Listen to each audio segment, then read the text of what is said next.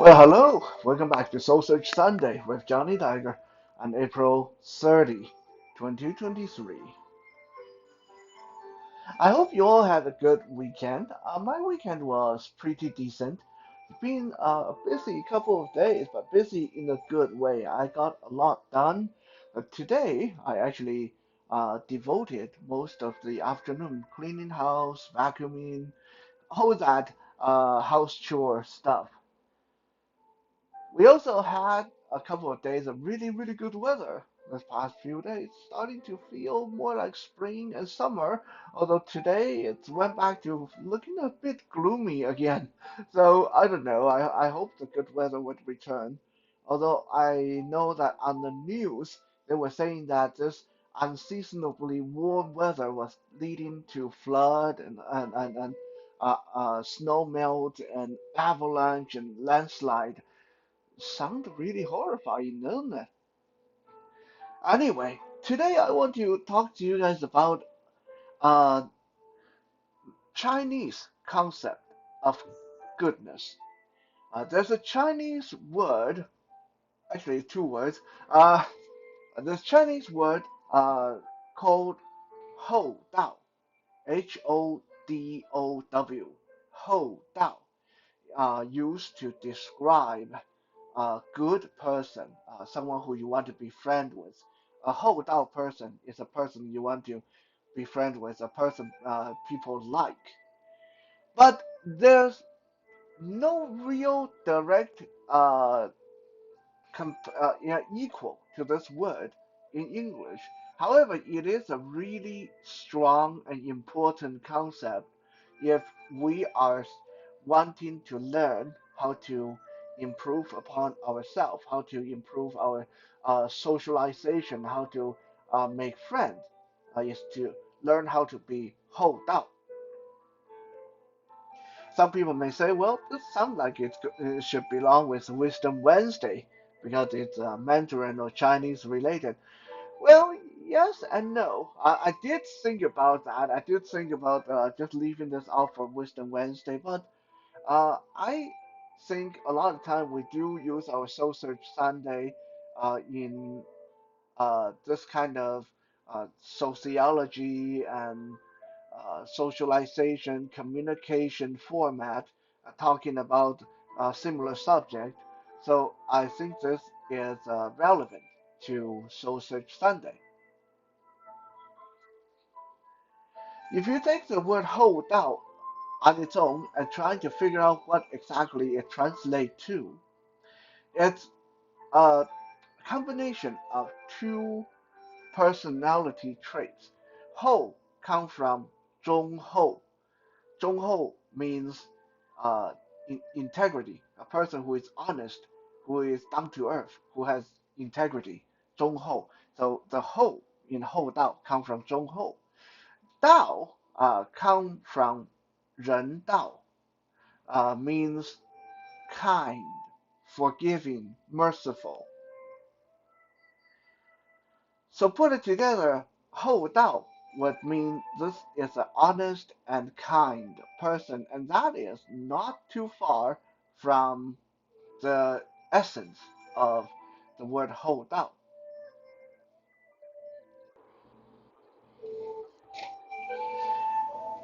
When I was growing up in Taiwan, a lot of time I would hear people say, "This person look like a good person. They are very 厚道." And then I would hear the opposite. I would hear some people say, "Oh, so and so, they're okay. They're okay people, but they're not very hold out." And for most of my life, I struggle to understand. Okay, exactly. When you guys say hold out, exactly what are you guys talking about? Because even people in my culture, people who understand the language, a lot of them they just say this hold out, uh, but they don't really understand the meaning behind the words or the phrase hold out. They just say it. They think they know. They think they're talking about honesty. They think they're talking about goodness. They think sometimes they think they're talking about kind. Sometimes they're thinking about someone who's selfless. Uh, but a lot of times they're only getting it half right or just totally off the mark altogether. So today we are going to sit down and actually really talk about this concept of being 厚道, how to be a 厚道 person. And it is a simple concept, but not always simple to do.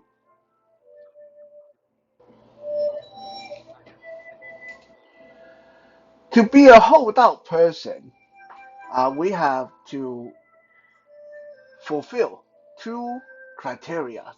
Only two. Like I said, it's not a complicated concept, but it's not always easy to do. Okay, the criteria number one is to make choices that would be mutually beneficial. That is the first essence, the embodiment of being a hold out person, is to always keep in mind everybody involved, to always think about the benefit of everybody involved, no matter if it's in a project or in doing something together or activities or something that you do. Uh, if, for example, if you and your neighbor uh, share a yard and everything is getting cluttered and disorganized, and if you think that building a fence will separate the yard and keep things more organized for you and keep things more organized for your neighbor, then hey, if you can, go ahead and build a fence. Don't wait for your neighbor to do it, right? If the sidewalk in front of your house need the snow shoveled, that it's going to make it easier for you to walk, easier for everybody else to walk. Go ahead and shovel it. Don't wait for someone else to do it.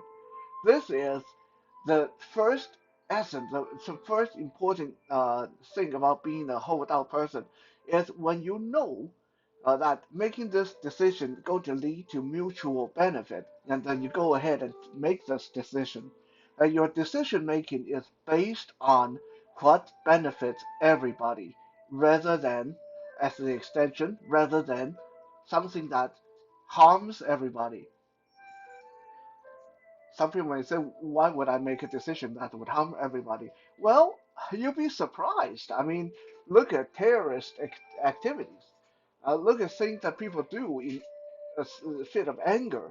They go and murder somebody or run someone over with their car or the road rage, they get out of the car to beat someone up. I mean, these are activities, these are decisions you make that just won't benefit anybody. You hurt yourself, you hurt the other person. Both of you end up in hospital or in jail. Okay, so this kind of stuff, it's just not beneficial, right? There are a lot of things that I can just sit here and name all night long. Vandalism, arson, and things like you call the government and rat on your neighbor because he's saying that your neighbor is evading income tax or stuff and things like that don't really benefit anybody. Uh, no, don't do things like that. And also, as a further extension, don't do things that just benefit you and that doesn't benefit other people. Okay, if you're working on a project, for example, and if you feel, well, if I show up a little bit late, then my partners have to do more, and when I won't have to work as hard. Yeah, don't do that because that's not being a hold out person. Being a holdout person is I'm going to show up extra early so we can get more done. So it benefit me, benefit my partner because we get the project done earlier. That's being a holdout person. Now, being a holdout person doesn't mean that you put yourself out all the time either. It doesn't mean that you go out of your way to benefit other people and doing things that doesn't benefit you. That's not being a holdout person. That's being a martyr. That's a little bit different. I mean, You're still a good person, that is not the essence of being hold out. Being hold out means you actually make your decision, you actually act by doing things, making decisions that will benefit everybody involved or as many people involved as possible. As a extension to that, you do not make decisions that will harm other people or your partner or your friends. That's number one, being hold out. Um, Personally speaking, I can give you a lot of personal examples. This part of being hold out is something that Johnny Tiger does very well. Uh, a lot of time I work for free. I got asked before by many people, how come you are so busy? You're always involved in different things and yet you are so poor. Well, part of that is a problem of being a disabled person in this supposedly uh, good country. Yeah, I won't go too much into that, but being disabled and living in Canada really sucks. Okay, yeah, like you can work your butt off and you get paid peanuts. But anyway, that is part of the reason. But another part of the reason is I understand how hard life is for a lot of people. So when I am helping someone on a project, on some work, when I'm doing work for somebody that can't afford it or can barely afford what I need to charge them, then I will either not charge them at all, or I will just do some other kind of trade. For example, there was this time when I was approached by a lady who she wanted to hire a martial art instructor to teach her three children. Now, paying for martial art class for one child is expensive enough. And if you have three, and all three of them want to take martial art lesson, good luck. You're not going to be able to afford that, especially if you're a single parent and having to work 16 hours a day, right? So she talked to me about it, and I told her, I said, well, that's okay. I won't charge you money for teaching your three kids. I'll teach all three of them, but you know, one thing that I have issue with is house cleaning. Sometime I have to pay for house cleaning. So tell you what, why don't we trade? You clean my house and I teach them, and we'll call that even. Was that really even? Heck no. For me to hire someone to come clean my house would only cost me $200 a month. For her to get martial art lesson for her three kids would be almost $500 or $600 a month. So I was definitely getting underpaid in this trade. However, it was a trade that benefit both sides. I got my house clean. She got her martial art lesson for her kids. So that's fine. So that's just one example of being hold out. Another example I can give you guys is one of the film projects that I was involved with. Uh, the film people, the directors, they actually ran out of funding halfway through, and they were no longer able to pay me. Uh, a lot of people, friends, family, told me you should just ditch them. Okay, why should you work for free? But I didn't. I kept on with the project because, hey, we already worked on it for 5 years. If I ditch them now because they're not paying me, then we just wasted, everybody just wasted time. We just wasted 5 years of our life. If I follow through and at least we get this film made, it benefit everybody. Maybe then they'll even pay me in the end, right?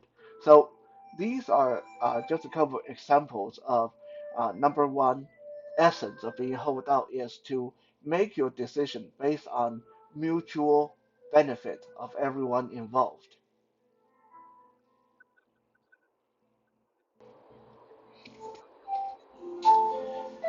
The second uh, essence of being a hold out person is to be kind and lenient and forgiving and considerate whenever you can, whenever it's possible. And now we say whenever it's possible because there are times, right? There are times when you just have to put on that mean face. There are times when someone is clearly abusing you, clearly taking advantage of you. Someone's clearly violating all your boundaries. Then, yeah, then you want to stop being hold out, right? Then you got to put on your warrior's face, your fighting face, and go at it. That's fine. But whenever possible, try to be lenient, try to leave a way out for the person, leave a bit of good karma for the future, in another word. Um, Such as in times like let's say someone owe you 20 bucks, right? Let's say that someone owe you 20 bucks. And at the end of the month when they promise they were going to pay you back, and they really don't have the money. Now you have a choice to make here. Do you want to pursue them? Do you want to make a big deal out of it? Or are you okay without that 20 bucks? Right? A lot of people, they'll really get bent out of shape. They'll yell at that person, tell them how, okay, you don't, I will never lend you money again. You're such a loser. You told me you're going to pay me back, and some people will go and tell their friends, their family, hey, so and so owed me 20 bucks. You are burning down bridges when you do that, right? You're accumulating a lot of bad karma. For what? For 20 bucks.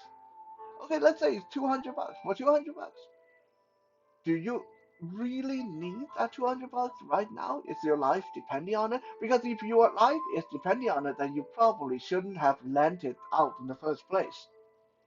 Okay, so this is tied into money lending.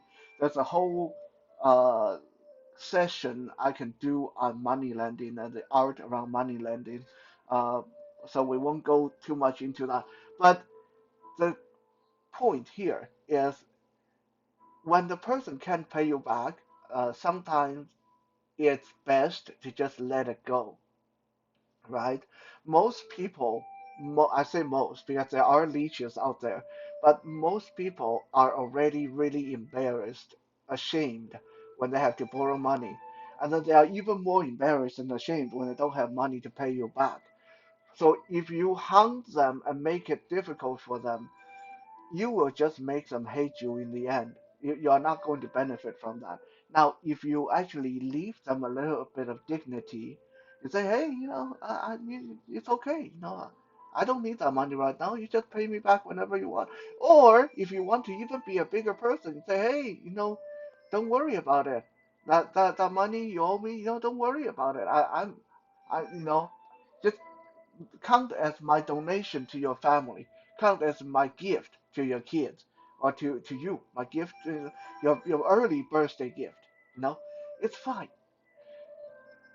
Yeah, you lose $20, $200 in the process, but you know what? You might have just gained a friend for life. I'm not even kidding about that.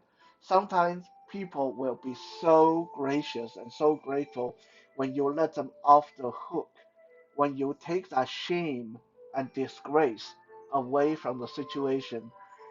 Sometimes you will reap some extremely beneficial reward from doing something like that. So part of being hold out is to be forgiving, to be considerate. When possible, whenever possible, keep in mind that the other person may have feeling, and you want to act accordingly. One example I can give you guys was one time that me and two other guys, we just call them George and Michael. Me and George and Michael, we were working on a project together, and we were trying to rehearse for a musical project. And that day, George kept making mistake, and so we have to repeat the song over and over and over again. And after a while, George started to get really frustrated. We were getting really frustrated, but George was getting really frustrated because it's embarrassing. He kept making mistakes. So George said, it's an instrument. I didn't tune my instrument properly. I didn't tune my drum. So everything sounds weird. So Michael immediately jumped in and said, "No, dude, it got nothing to do with the tune of the drum, because if you tune the drum, yeah, okay, it might sound off, but you play exactly the same way. You still hit this drum this time. You hit that drum when that happened. It got nothing to do with the tune of the drum. You're just being stupid today. I don't know what's going on, but we have to keep restarting the song because of you." And long story short, uh, George left uh, without another word, very angry. Everybody was very frustrated and angry. So George left. After George left, I said to Michael, I said, "Hey, why did you do that?" He said, "What?" He was being stupid. I'm getting fed up working with him. I said, "Look, you are a musician, I'm a musician, George is a musician, we are all musicians. He knew he's messing up. Now, I don't know what's going on. Maybe he had too much to drink last night, maybe he's high or whatever, but he knew. Okay, he was embarrassed already. There's no need to jump down his throat about it. If he said it's the drum out of tune, just let it be, right? There's no need to injure a friendship or partnership by pointing out how stupid he was being. Right? I'll bet you that next time we rehearse, he's going to be just fine. He's going to talk to me, and he's not going to say a word to you. And true to my prediction, from that day on, George and I remained good friends, and George and Michael were never friends after that. Why? Because I let him off. I went with the story that he created for us and for himself. Okay, drums out of tune. Okay, it must be the drum. Okay, you know what? No big deal. We'll just rehearse next time. While Michael embarrassed him in front of everybody, shamed him, calling him stupid. Okay, very, very unnecessary.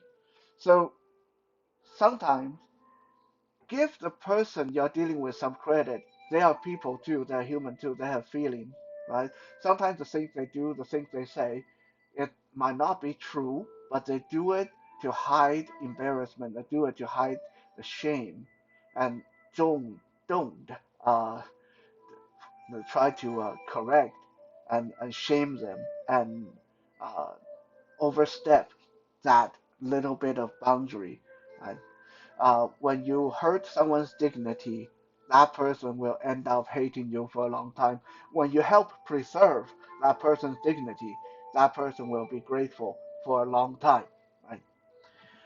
Um, this also ties back to what I talked about before: how to be a good person, how to do good deeds. When you do good deeds, that doesn't automatically earn you the gratefulness from the person that you do good deeds for. If in the process of you helping someone, let's say you pick a blind guy off uh, up. Let's say you see a blind person standing at the bus stop in the rain, and you pick the blind person up.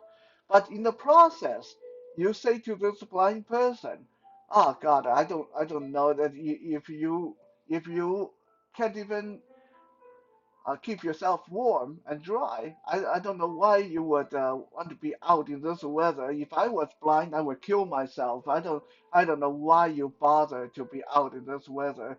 You know how much out of my way you're putting me? You know, you're lucky that I'm so kind. I drove by and picked. Like if you do that, I'll bet you if that blind person has any kind of dignity or integrity, if you run to Johnny Tiger is going to open the door and say, "You know what? Thank you, but F you. I'm going to wait for the bus instead. I don't need you." Right? So you might be doing a good deed, but if you hurt the person's dignity, it's going to be counterproductive. So part of being hold out is to always keep in mind the dignity of the person you are dealing with. So, like I said, a very simple concept, not always easy to do. The two essences that embodied in being a holdout person is number one, make decisions that is mutually beneficial to everybody. Number two is to keep in mind the dignity of whoever you're dealing with and act accordingly. Be kind, be forgiving, and be honest. Thank you for checking out today's Soul Search Sunday. Well, I'll see you guys again tomorrow on Music Monday. For now, have a good night and be a holdout person.